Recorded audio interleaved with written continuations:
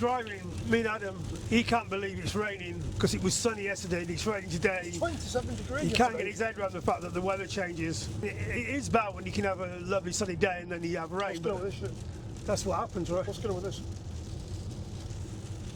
Oh, it's really hard to follow. It's a map.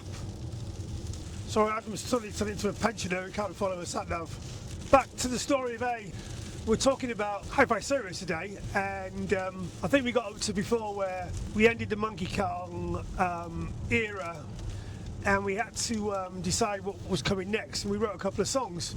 Meanwhile, our record company didn't want to pick us up for the next album, so we went to them, we kind of renegotiated our record deal and said, look, give us some money to go away and record these two songs. One of them was Nothing and the other one was Starbucks. 3 songs we did, or 2.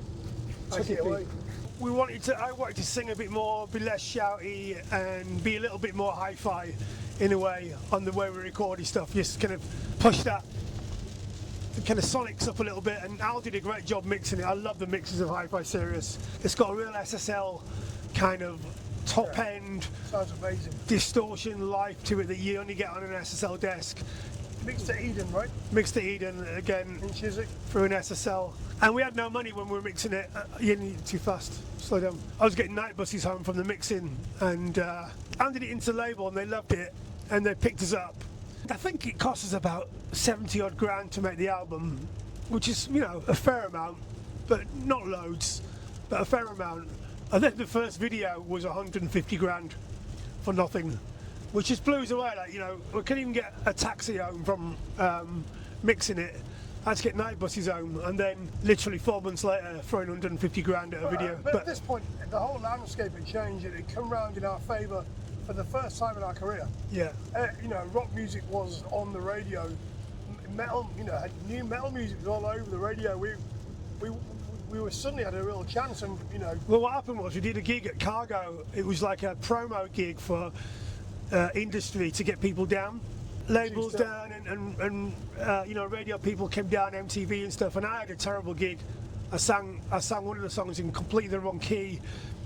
It was awful. Well, I remember being told we'd blown it. Yeah, and afterwards we really deflated and we thought we'd blown it and we'd been told we'd blown it, but then Radio 1 phoned up the following day and said they loved it and they want to support the band, and that was a big change. That's the first time we'd ever had proper support from Radio 1.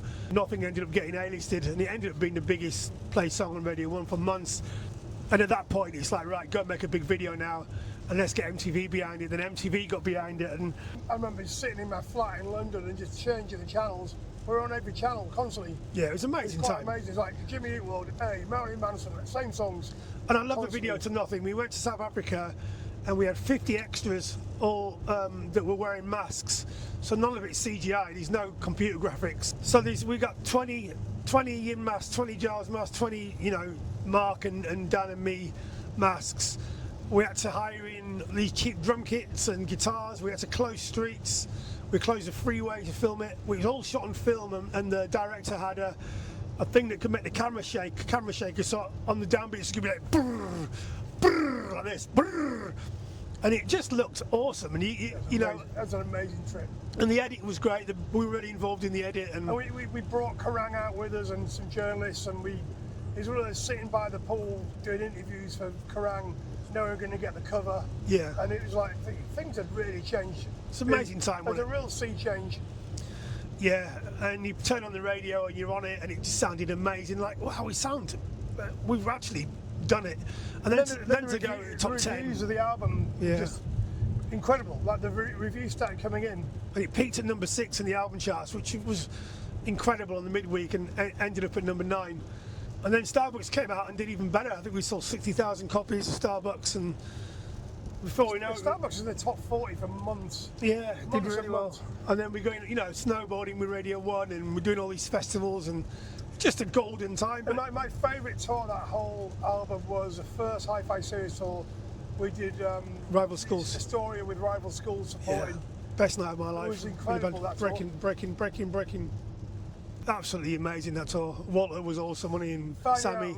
I'm finding out our manager called us, and I was up early in the bus downstairs in Leeds, and he called us, and I just ran upstairs through the galley of the bus going, we're in the top 10. It was quite an amazing thing to get, you know. I think Alanis Morissette was we had to beat her to get in the top 10, and we did.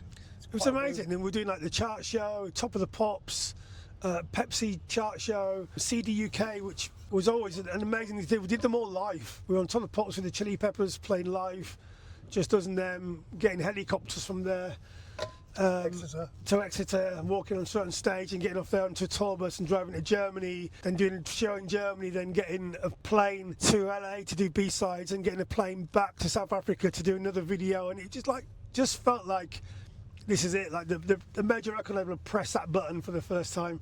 And me and Adam even did a 2-week tour of Scandinavia just doing press. We weren't even playing while the rest of the boys were in Germany doing press, and then we all met in a big arena for the Toten Hosen tour, which was incredible. So yeah, it was nuts. I think we did about 25 festivals that year.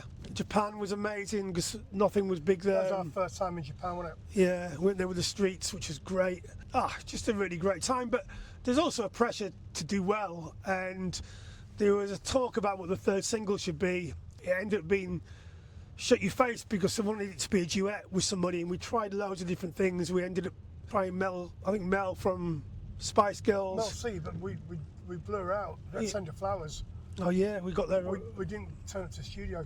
We're in Germany. The record company told us to go to the studio, and we were in Germany. Skin from Skunk Nancy, she came and sang on it. We were trying to get Gwen Stefani to sing on it. That didn't happen. And then that girl. Then Dexter from The Offspring was going to sing on it. Remember the girl from Aqua was going to sing on it? Yeah, what's she called? Lena from Aqua. She was going to do it. We just couldn't make it happen. Like, we tried all these things and it just didn't sound or sit right. And by the time we kind of got it to a point where we thought it could come out, we were almost too late. And we were doing some amazing gigs with Green Day, Cardiff Castle, Distortion Festival in Nottingham. Our manager at that point with Green Day in Nottingham that we're not getting a third single of this album. We just could not believe it. No. Our big album, our big chance, everything was going great. We'd just done Reading, it was unbelievable, main stage again. Everything was going great, it seemed. We were everywhere, and then record had gone silver at that point. They're not going to put a third single out. That's it. Your record's done by August. Because it came out in February. We got so obsessed with doing this duet thing that everyone just got that into their head that was the only way we were going to have a massive hit. And we need to, what can we do? And I get it. It needed something else at that point. 2 singles had come out, and he was like, right, let's kick on now. And the album's out, so we just didn't make it happen, and it was. We did a video for Something's Going On. Yeah. Which ended up being a third single, but that was in October. Felt like we missed the entire summer. Yeah, we did. It's a real shame. So it started in such a great way, that start of that year, and then ended in a bit of deflation again.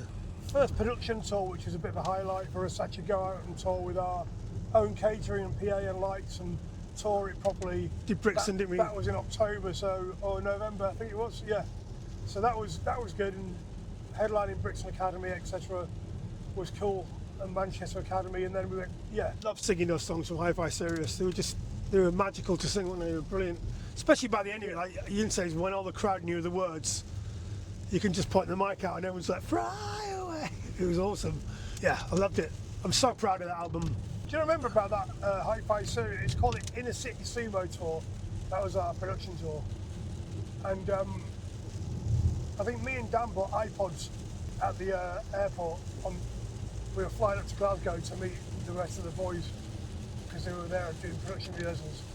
Like that whole era of Apple bringing iPods out and stuff has only just started, right in the middle of our album.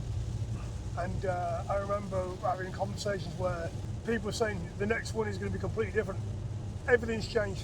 Digital downloads are becoming a real thing, and bootlegging and LimeWire and all that stuff. People were turning up to get their download CDs signed instead of real ones.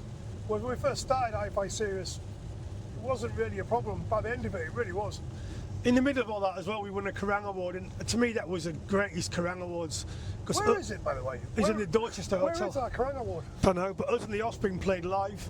It was Ace playing live with the Offspring, wasn't it? Yeah, we beat Muse, Best British Band. Muse were there, 100 Reasons. Where are they now? It was just great. It just seemed like the year when everybody was, especially British rock bands, were there. And in this massive room, and Kerrang was huge, and Kerrang was doing like 70 to 100,000 copies a week at that point. It just felt like rock music was the thing, and it hasn't felt like that since, but I don't feel like it's coming back. It's still a struggle though, even though it felt like it was easier every little milestone on that record was still a struggle. Yeah, we had to work for everything, didn't we? But yeah, we loved it. And anyway, we'll talk about the fourth album next. Any more from Hi-Fi? Hi-Fi Circus artwork, absolutely loved it. Everything came together on that record. Yeah. Having that Hi-Fi Serious font, all our merch was great.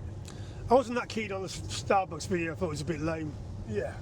I thought it didn't work. I thought Nothing was great though. Yeah. We were going to do the original Nothing video was going to be in Alaska, and we had when we handed the record in, we've been recording it all summer, and we had a meeting around Giles' flat in Bethnal Green, and we were talking about doing the video for Nothing in Alaska in the frozen tundra of Alaska because of Nothing, and we ended up doing it in South Africa instead, Cape Town. But we all then went our separate ways after this meeting, and I said, I'll go into town and I got a Meiji and I looked for these flat pack cardboard speakers, which you might be able to do as promotional gifts. So, you know, Hi-Fi, Serious. So you get a flat pack speaker, which they sold in Meiji. So everyone, all right, you got to do that. So everyone went and did different things. And I got out of the tube, got on the tube in Bethnal Green, got out of the tube 5 stops later in Tottenham Court Road, and got out under Centre Point, and there's a TV shop under Centre Point. All the TVs were all showing the World Trade Center, and it was 9/11. So that was the 11th of September we had that meeting, and I was like, oh blimey, I better get out of town where we could be under attack. I'll never forget that. Yeah, it's So I crazy. didn't buy those speakers. Crazy time. Yeah. Awful. All right, bye. Change back.